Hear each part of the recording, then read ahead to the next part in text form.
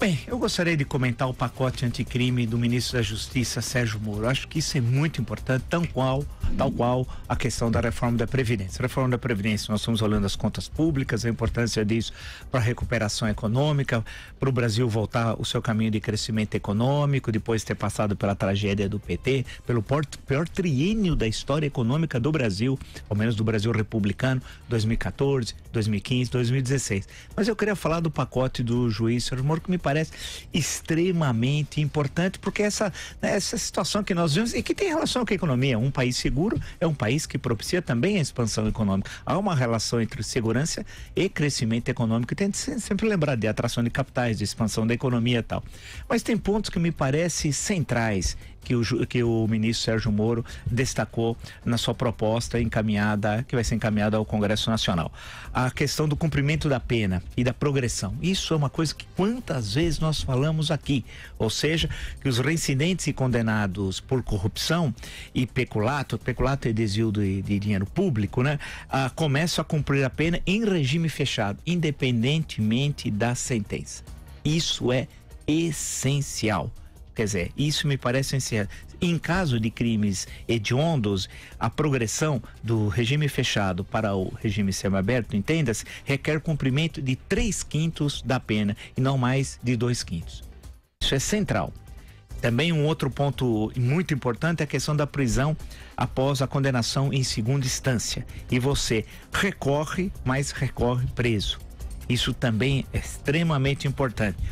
Tem uma questão que envolve o tribunal do júri, ou seja, os condenados pelo tribunal do júri de crimes dolosos, como homicídio, etc., começam a cumprir a pena imediatamente, mesmo que caibam recursos. Perceba que a indústria de recursos vai perdendo espaço, que é um dos males, são tantos, da justiça brasileira.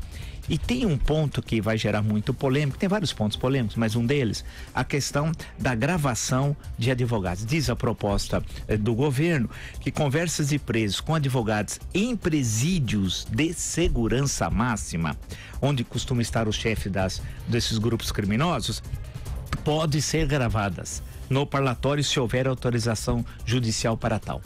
Isso também é muito importante.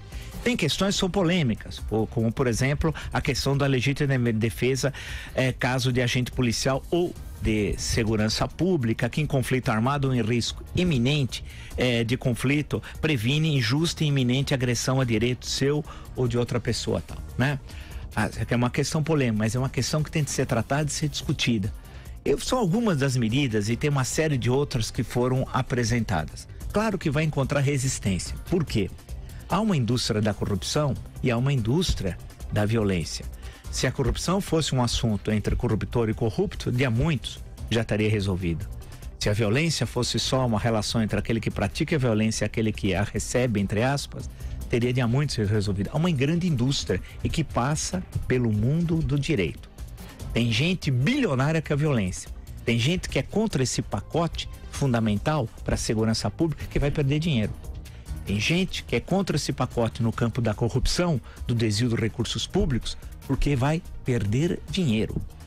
O Supremo Tribunal Federal, alguns ministros, segundo vazamentos tudo plantado na imprensa, que a gente sabe, teriam sido contrários a isso, porque eles são garantistas. Garantistas do quê? Da corrupção? Da violência? Que Supremo Tribunal Federal é esse que pode se contrapor a medidas que são fundamentais e eu tenho absoluta certeza que contam com o apoio da popular? Então a grande questão é que nós teremos, nesse caso, uma enorme batalha no Congresso Nacional para conseguir aprovar, porque envolve também caixa 2 eleitoral, etc, com a devida penalização e tal. E aí o papel da sociedade civil, mais uma vez, será tão importante como na luta pelo impeachment da criminosa Dilma Rousseff, em que a participação da sociedade foi o elemento determinante para que o Congresso Nacional finalmente votasse pelo impeachment tal. Da mesma forma, em relação às medidas encaminhadas por Sérgio Moro, que são aquelas medidas exigidas e de há muito pela população. Portanto, na minha leitura, eu achei excelente as propostas apresentadas pelo ministro. Sei que muitas são polêmicas, exigem uma boa discussão, eventualmente um aperfeiçoamento, mas é condição indispensável aprová-las ainda esse ano para que o Brasil possa enfrentar um dos mais terríveis males que afeta a sociedade brasileira, que é a violência.